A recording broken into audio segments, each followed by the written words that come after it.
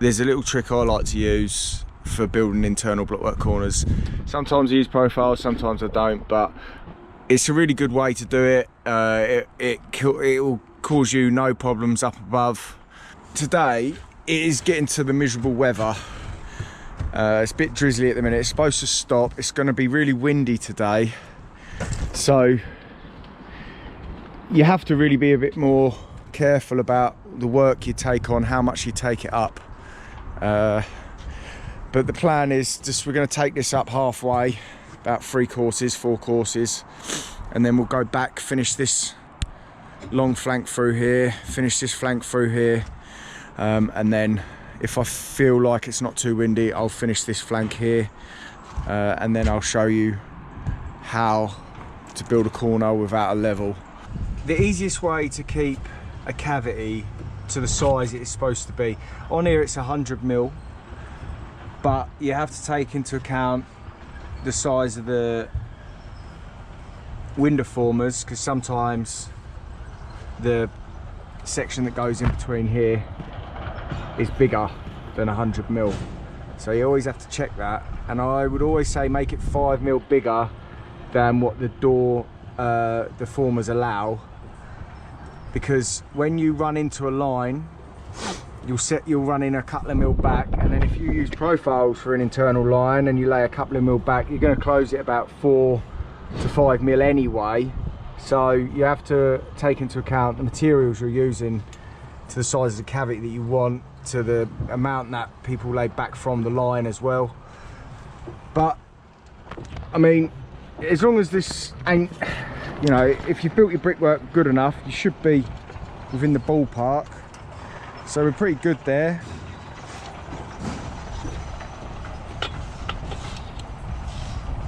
And we're pretty good there.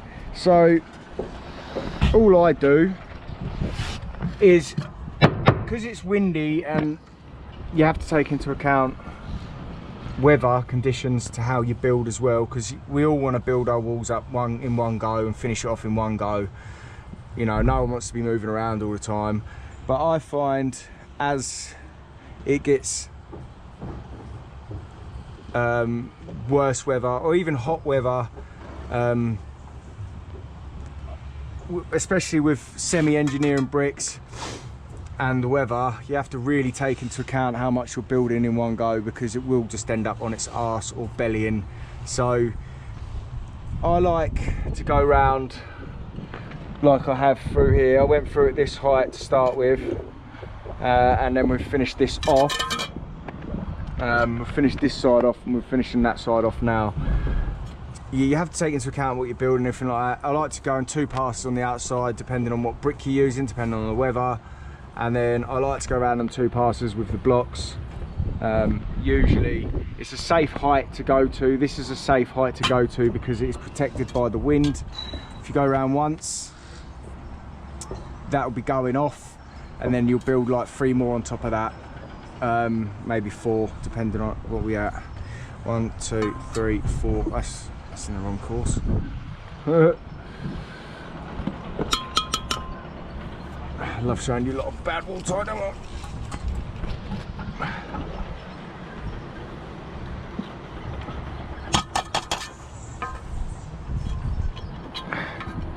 I do mine at 105.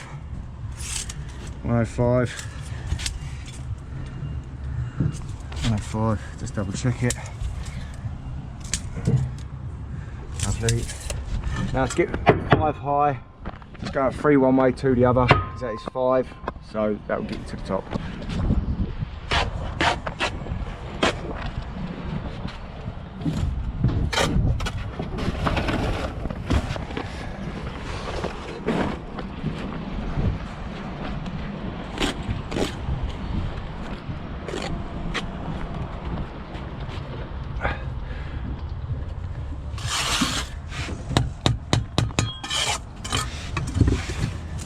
I won't bother taking this one because I'll just go in line with that one, and then just 105. See, it's not 105 at the bottom, which means the bottom's kicking out.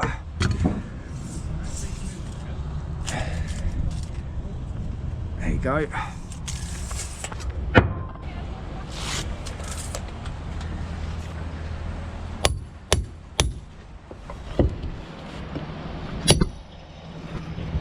not using a block spout. Alright, so we'll just have a little check. We're at 755.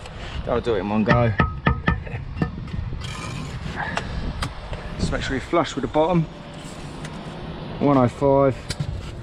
105. 105.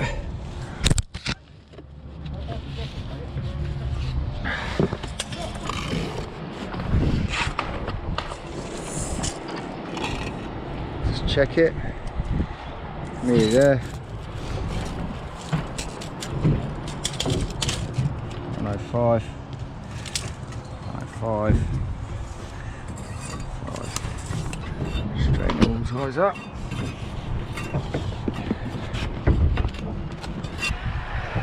$10mm, got a bump. Alright, so last one in. 75mm.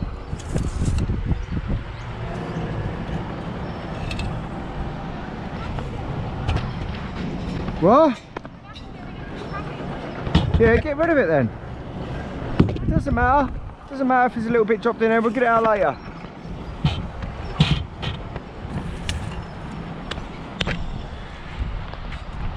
$105, $105, $105. Right, so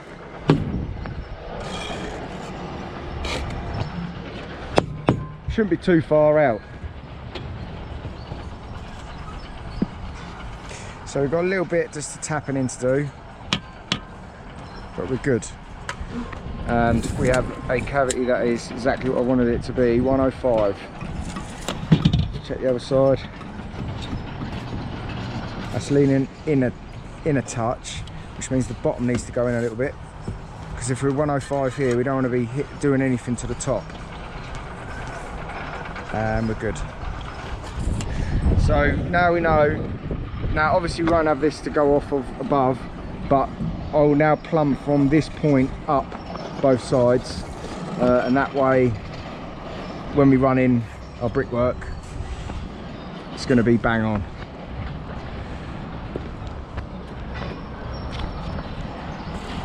And I do not know why they want wall ties every course on a corner, as a corner is the strongest point of a wall.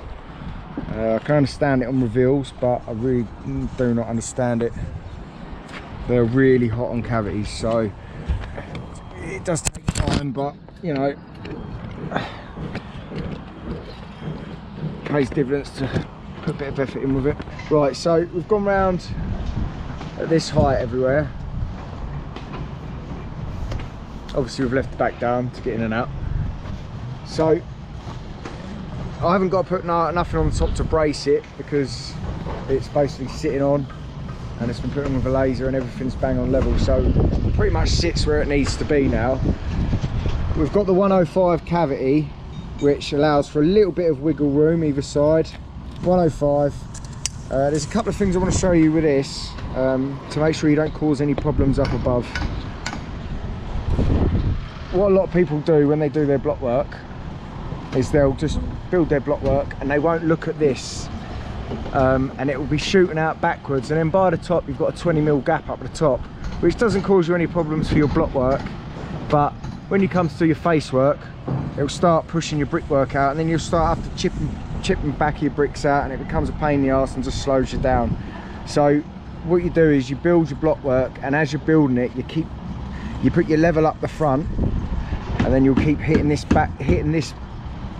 frame towards your blockwork, so it sits nice and tight to the back of your blockwork. That way you won't cause yourself any problems when you go to do your face work on the next lift.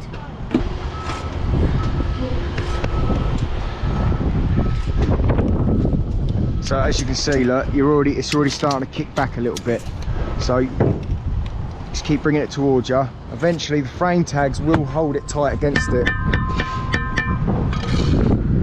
You'll be gauging up to this window frame next. So we've got 750, so we're bang on.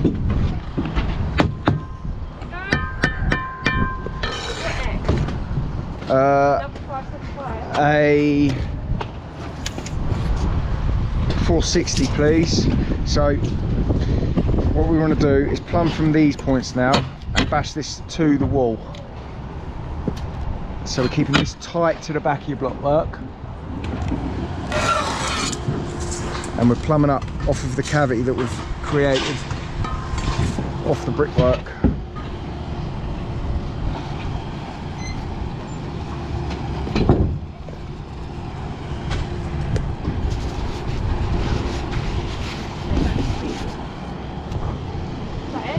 I think so, yeah. Right.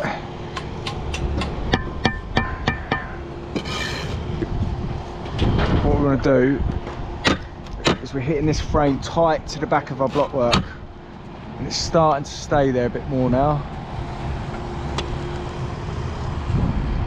Yeah, we're good there. And then plumbing her up this way because it's wanting to push over this way.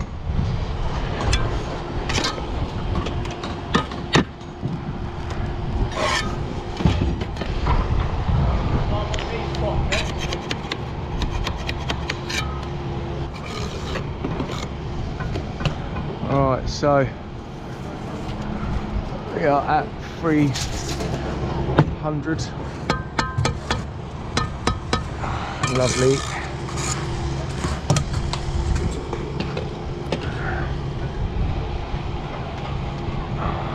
Do not trust these frames. They're shite. Alright, so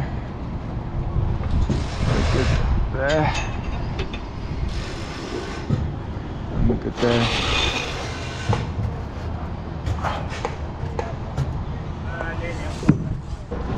So this is what I'm talking about, keeping this frame tight to the back of your block work. Because what a lot of people do, and it happens all the time, they don't keep an eye on this being tight to the back of their block work, and what happens is the top starts to kick out and you get a bigger gap away from the block work, which means this side your brick ain't going to fit in. At the minute we've got a nice 5mm gap behind there. We're nice and tight to the back of our block work, and the block work is plumb and the cavity is right. So all these things that you take your time with in the third lift are things that are going to make your fourth lift really easy.